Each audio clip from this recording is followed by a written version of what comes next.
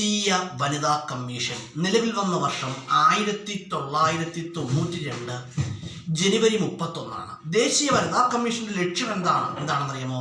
അതായത് ഇന്ത്യയിലുള്ള സ്ത്രീകളുടെയും കുട്ടികളുടെയും സംരക്ഷണവും സുരക്ഷയും ഉറപ്പാക്കുക എന്നതാണ് ആരുടെ ലക്ഷ്യം?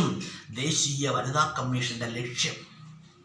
അതുപോലെ തന്നെ ദേശീയ വനിതാ കമ്മീഷന്റെ ആദ്യകാല ചെയർപേഴ്സൺ ആയിരുന്നു ആര്? ജയന്തി പട്നായിക്. ദേശീയ വനിതാ കമ്മീഷന്റെ ആദ്യകാല ചെയർപേഴ്സൺ ആരായിരുന്നു? ജയന്തി പട്നായിക് ആയിരുന്നു. അതുപോലെ പറയുകയാണെങ്കിൽ ദേശീയ വനിതാ കമ്മീഷന്റെ ചെയർപേഴ്സന്റെ കാലാവധി എത്രയാണെന്നറിയാമോ? 3 വർഷമാണ്. ഏതാണ്? 3 വർഷമാണ്. അല്ലെങ്കിൽ 65 വയസ്സ് പൂർത്തിയാൽ എന്ത് ചെയ്യും? ആ സ്ഥാനത്ത് നിന്നും മാറി നിൽക്കേണ്ടതായിട്ട് വരും. അതുപോലെ തന്നെ ദേശീയ വനിതാ കമ്മീഷന്റെ പ്രസിദ്ധീകരണം ഏതാണെന്ന് അറിയുമോ? ദേശീയ വനിതാ കമ്മീഷന്റെ പ്രസിദ്ധീകരണമാണ് ഏത്?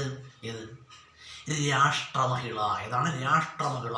ദേശീയ വനിതാ കമ്മീഷന്റെ ആസ്ഥാനം നിർഭയ ഭവൻ ന്യൂഡൽഹി. ഏതാണ്? നിർഭയ ഭവൻ ന്യൂഡൽഹി. അതുപോലെ തന്നെ രാഷ്ട്രമഹിളയാണ് പ്രസിദ്ധീകരണം. ദേശീയ വനിതാ കമ്മീഷന്റെ ഇപ്പോഴത്തെ അധ്യക്ഷ ആരാണ്? വിജയ കിഷോർ രഹത്കർ. ആരാണ്? വിജയ കിഷോർ രഹത്കർ. അതുപോലെ സംസ്ഥാന വനിതാ കമ്മീഷന്റെ ആസ്ഥാനം എന്ന് പറഞ്ഞാൽ തിരുവനന്തപുരത്താണ്. സംസ്ഥാന വനിതാ കമ്മീഷന്റെ ചെയർപേഴ്സന്റെ അംഗങ്ങളുടെയൊക്കെ കാലാവധി എന്ന് പറഞ്ഞാൽ 5 വർഷമാണ്. അതുപോലെ കേരള സംസ്ഥാന വനിതാ കമ്മീഷൻ നിലവിൽ വന്ന വർഷം 1996 മാർച്ച് 14.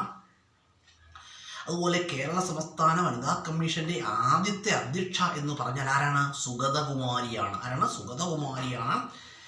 കേരള വനിതാ കമ്മീഷന്റെ പ്രസിദ്ധീകരണമാണ് ഏത്? സ്ത്രീ ശക്തി. ഏതാണ്? സ്ത്രീ ശക്തി. അതുപോലെ കേരള വനിതാ കമ്മീഷന്റെ ഇപ്പോഴത്തെ അധ്യക്ഷ ആരാണ്? Advocate P സതീദേവിയാണ്.